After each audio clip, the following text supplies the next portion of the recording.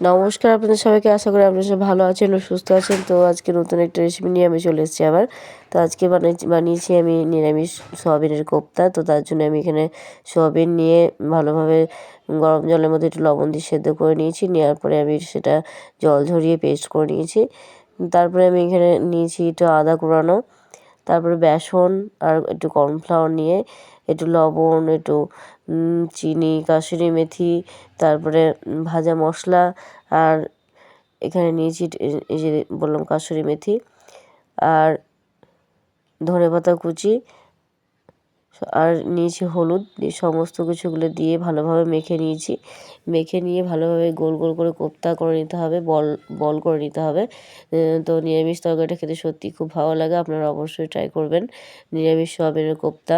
তো আমি এটা নিরামিষভাবে করছি, আপনারা পেঁয়াজ রসুন দিতে চাইলে দিতেই পারেন। তো এখানে আমি মশলাটা করে নিচ্ছি। আদা, টমেটো আর ধনেপাতা দিয়ে পেস্ট করে নিলাম। তো এখানে আমরা পেঁয়াজও ব্যবহার করতে পারেন, তো আমি করিনি।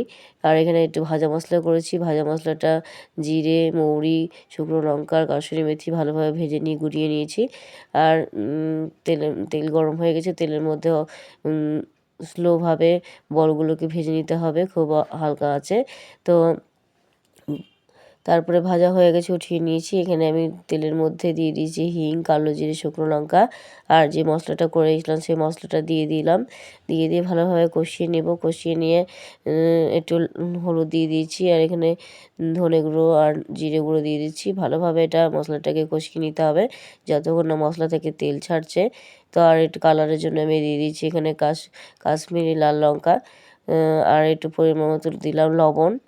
এই যে লবণ দিয়ে দিচ্ছি। আর তো বললাম এটা ভালোভাবে কষিয়ে নিতে হবে। দেখুন কালারটা কত সুন্দর এসছে, তেল ছেড়ে গেছে মশলা থেকে। তো আমি এখানে জল দিয়ে দিচ্ছি। জলটা গরম জল ব্যবহার করছি, আপনারা গরম জলই দেবেন, টেস্টটা নষ্ট হয় না, খেতে খুব সুন্দর হয়।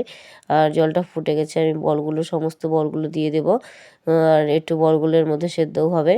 আর এই তরকারিটা একটু মাখা মাখা হবে, অত ঝোল হবে না। আর এখানে পরিমাণ দিয়ে দিলাম একটু চিনি, আর লবণটা কম মনে হচ্ছিলো তাই একটু লবণটা দিয়ে দিলাম। আর ভেজে রেখেছিলাম যে মশলাটা, এই যে দেখুন সেটাই অল্প দিয়ে দেবো আমি এখানে। আর নিরামিষ তরকারিতে তো ঘি একটু না দিলে ভালো লাগে না। তো দেখুন আমি এই ঘিটা দিয়ে দিচ্ছি অল্প, খেতে খুব সুন্দর লাগে ঘি দিলে। আর নিরামিষ তরকারিতে টেস্টটাও খুব বেড়ে যায়। তো ঘি দিয়ে দিলাম। আমার রান্না প্রায় শেষ, তো গ্যাসটা আমি অফ করে দিচ্ছি। আর এখানে দিয়ে দিচ্ছি একটু ধনেপাতা কুচি। তো সার্ভ করে নিচ্ছি আমি। তো ভিডিওটা কেমন লাগলো অবশ্যই জানাবেন, ভালো লাগলে লাইক শেয়ার করবেন। তো ভিডিওটা আমি এখানেই শেষ করছি, আবার পরের ভিডিওতে দেখা হবে।